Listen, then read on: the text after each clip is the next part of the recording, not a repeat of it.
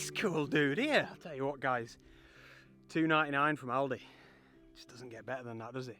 Bargain. So huge investment in a pair of sunnies. How British is this? Shirt off. I've got sun cream on. I've got it with me. I want to reapply it throughout the hike. Look at this. I haven't got a price on this one. Sorry, guys. Reputable brand, all the same. But yeah, if you want to look as cool as this, get yourself down to Aldi. £2.99. Same as the umbrella, if I remember rightly. Welcome back to the channel. Hallin fell for Wainwright number 6. We're flying through them. Another area that is seldom visited in the Lake District for myself. So I'm really looking forward to it. It's quite a small one. But I think we're going to get some fantastic views across Ullswater. A lot of the fells that surround Ullswater, I've not been up. So it's great in a way. You know, I'm going to get a really fresh perspective of Ullswater itself. Now, Wainwright famously, probably infamously, says that you can walk up this fell in your bare feet. It's basically just a big grassy bank all the way up to the top. Of course, that's meant in jest. Don't be coming down to Hallin Fell and flying up in your bears on my account. Make sure you got your walking boots on. But no, looking forward to this one. And I shouldn't say this, but I might not deliberately stay till sunset just to challenge myself a little bit. And I also know a lot of you guys that watch, you can't be up the side of a mountain for sunset, so it might be interesting for you to see how I deal with the harsh light and the clear skies that we've got today. But yeah, maybe set myself a bit of a challenge. No promises though. Anyway, fairly simple climb. Let's head on up, and of course, as always, see if there's anything worth getting the camera out for en route. Let's crack on.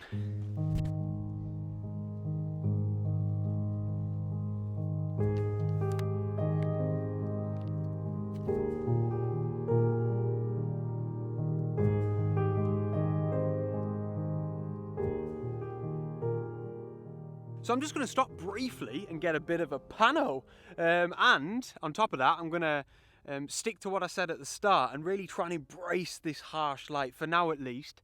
And you can see in the background, very high contrast, so I think black and white is going to work perfectly here.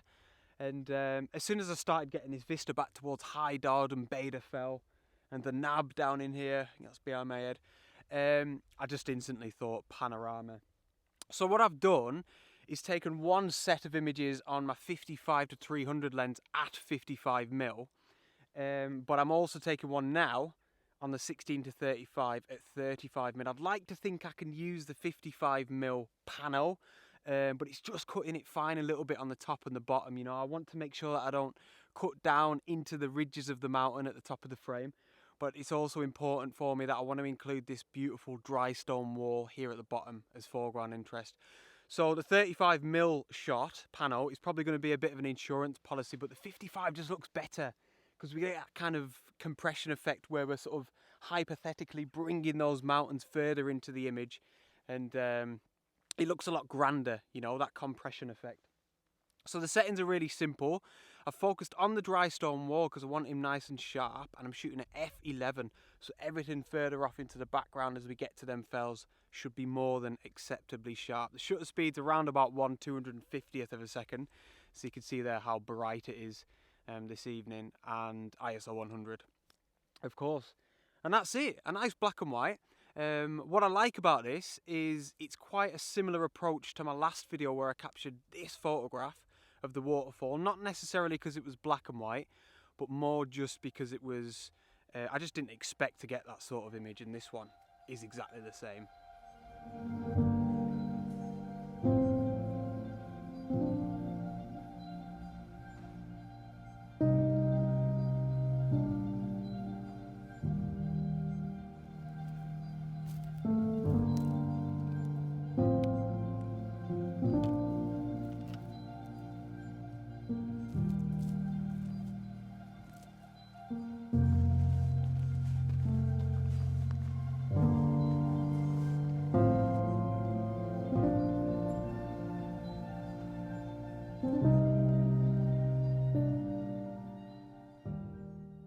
So I use the View Ranger app for my hikes, and I usually kind of like map out the route a little bit, and this one said it's going to take 33 minutes.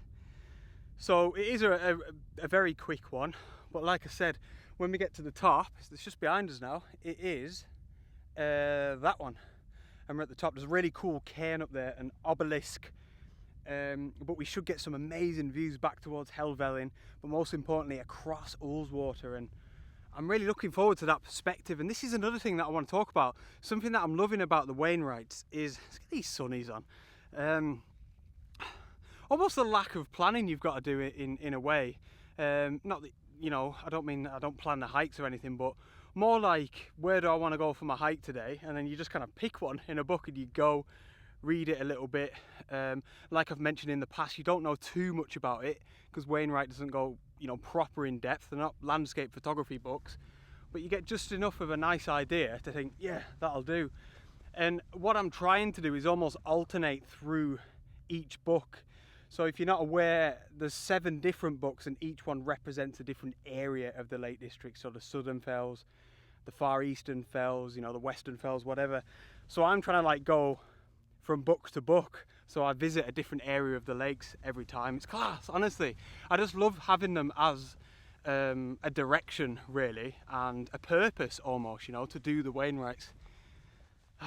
But this is wonderful. One thing I think is that for me, the landscape photography and the hiking are still on a level. They're both as important. One of you guys commented recently, and apologies, I can't remember the person's name, but you summed it up perfectly, and you said something like the hiking inspires the photography, but the photography inspires the hiking. It works perfectly in tandem.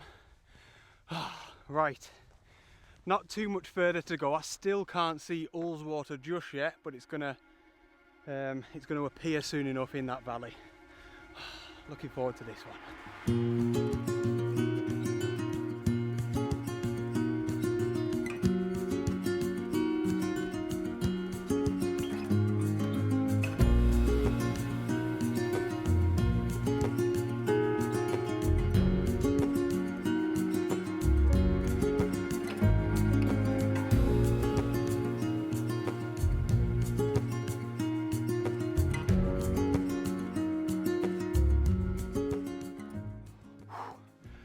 Where is he at? Wainwright number 6. I'm not going to be able to do that soon, am I? Let's go and grab it.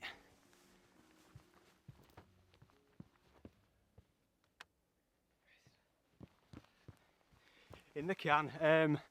Definitely Hallin Fell. Definitely the easiest one that I've done so far by a mile. It's not particularly low in altitude, in height. The thing is, and Wainwright does say this in his guide, you drive most of it. He calls it a motorist's fell. Where you park up, it literally is just that grassy bank all the way up to this cairn here, this obelisk. 12 foot, I believe it was built by a gentleman for his own memory. That's a hell of a memory, isn't it? A cairn is such a wonderful place. Like so many summits, you kind of get here. I didn't have this vista of Ullswater the whole route up. As soon as I kind of stepped foot next to the cairn, you're basically just greeted by Ullswater, and it is wonderful, let me tell you. I've just taken a photograph of a speedboat, a little bit different for me. I'll show you that now.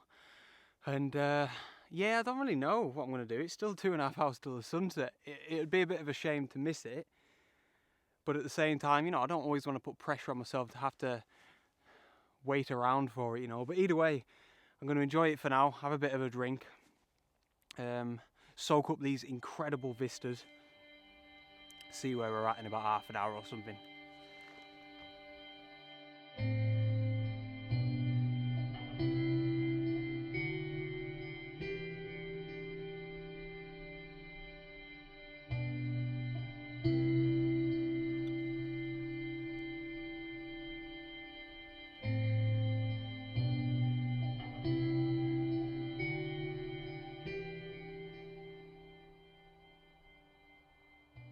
So I really hope you like that shot of the speedboat. It was something a little bit abstract, and I just kind of jumped on the opportunity as he was shooting along Ullswater. So I'm set up here now to take an image that, if I'm being honest, is probably going to be a little bit of a formality. I've been saying along these Wainwrights that I want to try and make sure that I get a shot from either at the top of the fell or somewhere close to the top, and that's what this one is. It's going to be pretty nice all the same. I've come down from the top a little bit just because it's quite busy. which I'm not bothered about, but I always feel like people are having a nice time up there, and if I'm up there filming and yelling at my camera like I'm doing now, it's just ruining their evening. But it's great. There's a few people wild camping up there. I just chatted to a couple of blokes actually. One guy from Newcastle, another guy from Australia. I thought he was Kiwi. He didn't like it. It didn't go down well. But no, they were both proper sound, and they were having a wild camp, which is really nice to see actually. Hell of a night for it. So yeah, I've got the obelisk thing at the top left, the cairn. I've got the wide angle lens on at 11mm, so it's really small off in the background, but I just wanted him in the frame. And then we've got the sun on the right hand side. So they're sort of, the sun and the obelisk are helping to give the image a nice little bit of balance, you know, visual weight. I'm doing this thing where I'm shooting f22 to get that sun star effect, because we're shooting directly into the sun.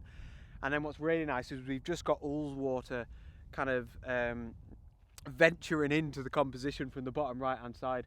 So I'm really glad, you know, it's captured everything that this particular fell is great for. It's told the story of the evening with this beautiful sun, and the light's pretty nice as well. We're about an hour and a half to sunset. My Apple Watch always thinks I want to talk to it when I check the sunset. Yeah, about an hour and a half to the sunset, so the light's nice. Now what I'm going to do is, I'll show you this photograph now, of course.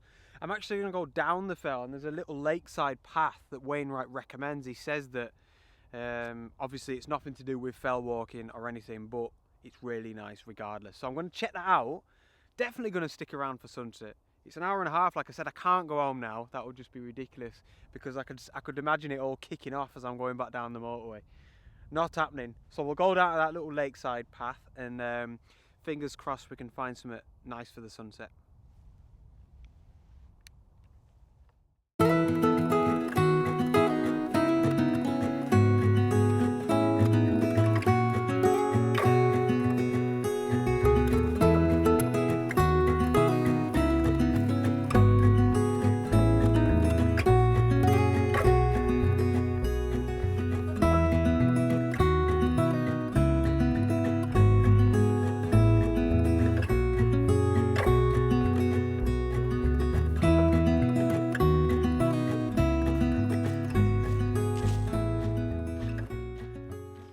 So peaceful. Listen to that, and look at the lake. An absolute mirror.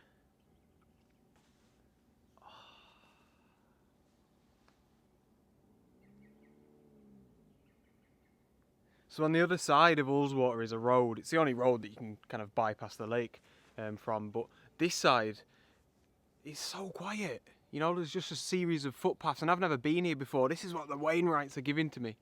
These new experiences in a place that I guess I thought I knew really well. And, you know, I do, but I guess you can come to somewhere like the Lake District or the Peaks or Snowdonia or anywhere in the world, and you could come your whole life and you probably wouldn't even scratch the surface. But this is special. This is a beautiful, beautiful, serene spot, and I would highly recommend this little walk that goes lakeside around Hallin Fell. Stunning. So it is clouded over quite a lot, but the sky's really nice. You know what? I was just thinking, it looks weird. It looks like the sky's been long exposured in real time, because I was thinking I might do a long exposure by the lake. I looked at the sky and there'd be no point. It's already a long exposure sky. So this is probably going to be my last shot of the day. And again, it's weird. Like, I guess, of course, I'm out hiking. I didn't expect to get this sort of shot at all. It's going to be so nice. I'm really glad I'm down by the lake, because look how still it is. Like I said, it's good to be able to make the most of it. So, fairly simple shot. We just got this one little peninsula just there that's kind of framed with some of the fells in the background, looking back towards Helvellyn and Glenridding. And it's, to be honest, it's all about the lake. Like, to mention it for the third time, it's just so still. It's gorgeous. Now, I'm not going to do it as a long exposure. I don't know if you can see there, but it's not, you know, it's not completely still. You've got very small little movements, but the reflections are pretty much perfect of this peninsula and all those trees. But I like that, you know, the small little movements just break the light up a little bit. Wow, that is gorgeous. So all I've done really, move myself out of the way, some of these rocks down here. You can see it there almost. Little frame there like a U shape like that. And I've just made sure that the reflections don't protrude down into the rocks. I'm treating the reflections of the peninsula as if they are a physical object, which they are, you know, compositionally speaking. I don't want them to protrude into those rocks, so I need to make sure I'm not too low down. But I see it, simple as that. It really is one of them shots where, by being here, standing here, I've done the work and playing around with the rocks a little bit.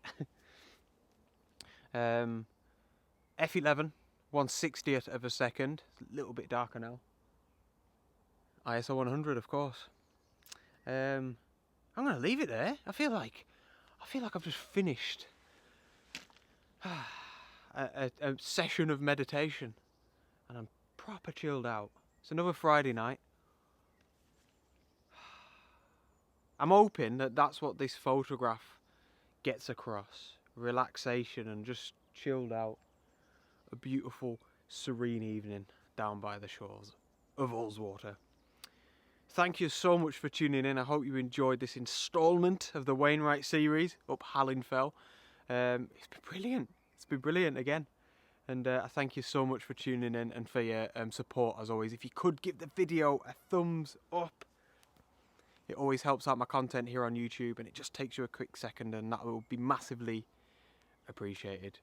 Thank you for tuning in, and I'll see you on the next adventure. Out.